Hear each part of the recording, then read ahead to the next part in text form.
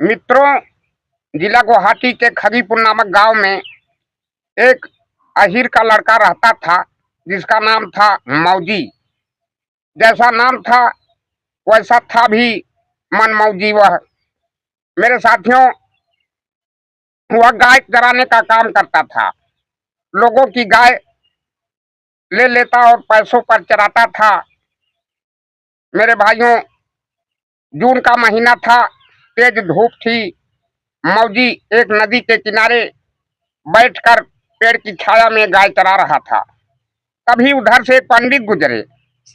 पंडित जी हाथ में झोला लिए थे और देख रहा है मौजी नदी के किनारे झोला रख करके नदी में स्नान किए और फिर धोती निकाल के पहन कर भगवान के ध्यान में बैठ गए।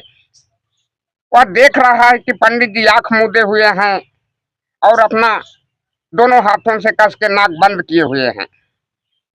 कुछ टाइम तक वह भगवान का ध्यान किए इस तरह से, फिर जाने लगे। तो मौजी से रहा न गया। मौजी बोला कि पंडित जी, अभी आप आंख और नखुरा बंद करके क्या कर रहे थे? पंडित जी बोले कि बेटा, मैं भगवान का ध्यान कर रहा था। मैं आंख बंद कर लेता हूँ और नकुरा को दोनों हाथों से जब कस के बंद करता हूँ तो भगवान दर्शन देते हैं। मौजी बोला, ठीक है गुरुजी, आप मुझे भी यह ज्ञान बता दीजिए और मैं भी आंखें बंद करके और दोनों हाथों से कस के नकुरा बंद कर लूंगा। मैं भी भगवान का दर्शन करूंगा। पंडित जी आनाकानी कर रहे थे, बता नहीं रहे थे। वह बोला कि देखिए, ये मेरे पास लाठी है। अगर आप मुझे ज्ञान नहीं बताएंगे तो मैं इस लाठी से आपकी मरम्मत करूंगा। डर के मारे पंडित जी ने ज्ञान बता दिया कि बेटा, आंख मूंद लो लेना और नकुरा को कस के मूंद लेना तो भगवान तुझे दर्शन देंगे। यह बता करके पंडित जी अपना झोला उठाए और चलता कसे। मेरे भाइयों, मौजी के पास तो दूसरी धोती था नहीं, एक ही धोती वह पहने हुए था। धोती को किनारे पर रख करके नंगा नदी में कूद गया और स्नान करने के बाद फिर वह धोती पहन करके भगवान के ध्यान में बैठ गया। मेरे भाइयों, कुछ देर तो वह किया, मगर नकुरा मूदने के कारण उसके दम घुटने लगे। जब जान निकलने की नौबत आ गई, सांसें तो रुक गई, तो भगवान को यह मालूम पड़ गया कि मेरे नाम पर कोई मर रहा है और मैं दर्शन नहीं दूंगा तो वह मर जाएगा। मेरे भाइयों, भगवान को आना पड़ा और मौजी को दर्शन देना पड़ा। मौजी ने आंख खोला, देखा तो साक्षात भगवान सामने खड़े हैं और बोल रहे हैं कि बेटा, जो मांगना हो मांग लीजिए। मौजी बोला कि मैं तो अभी तक भगवान देखा नहीं हूँ। पंडित जी भगवान देखे हैं, मैं जा रहा हूँ, उनको बुला कर लाता हूँ। अगर वे बता देते हैं कि तुम ही भगवान हो जिसे पंडित देखते हैं तो तभी तुमको यहाँ से छोड़ूंगा।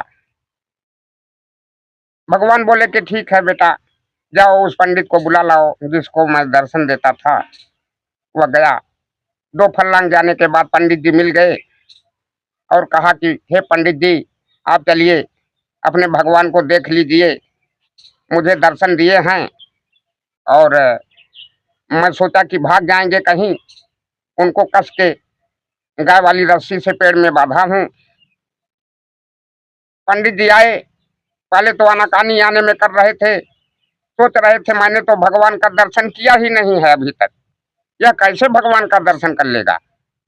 मैं तो आंख मूंद कर, नकुरा मूंद कर मेरी जिंदगी बीत गई ऐसा करते। पंडित जी आए। मौजी बोला कि देख ले ठीक से, यही आपके भगवान हैं जो रस्सी से पेड़ में बंधे हुए हैं। पंडित जी इधर उधर लखे, भगवान उनको दिखाई नहीं दे रहे थे क्योंकि वो दर्शन तो किए नहीं थे। झूठे हाँ में हाँ मिला रहे थे कि हाँ यही भगवान है। मौजी बोला ठीक से देख ले, बाद में मत कहना कि यह भगवान नहीं है। फिर इधर उधर लखे तो बोले बेटा कहाँ चले गए, मुझको तो नहीं दिखाई दे रहे हैं, भगवान कहाँ हैं? उसने भगवान से पूछा, हे भगवान, क्या आप ऐसा भी धोखा करते हैं, अपने भक्तों को झूठा दर्शन देते हैं? भक्त लोग कहते हैं कि मैं दर्शन कर रहा हूँ। भगवान बोले, बेटा, ये ब्राह्मण पाखंडी है, इसने जन्म भर पाखंड किया है, मैंने इसे दर्शन कभी नहीं दिया है। मौजी बोला, हे भगवान, अगर आप मुझे वरदान दे ही रहे हैं तो कृपा करिए कि यह पंडित जब आंख मूंदे तो इसको भी दर्शन देना, जैसे मुझे दे रहे हो आप। भगवान को मजबूर होकर के पंडित जी को भी दर्शन देना पड़ा। मेरे साथियों, धन्य है वह मौजी जो कि भगवान को देखा और अपने साथ साथ जो है उस पंडित पाखंडी को भी भगवान का दर्शन करा दिया। पंडित जी बोले, बेटा, आज से तुम ब्राह्मण दास हो और मैं अहीर दास हूँ, चलो दोनों मिल करके गाय चराएंगे। तुम गुरु हो और मैं चेला हूँ, क्योंकि तुमने मुझे भगवान से मिलाया है, इसलिए तुम आज से मेरे गुरु हो। धन्यवाद उस चेले की जिसने अपने गुरु को भी भगवान का दर्शन कराया।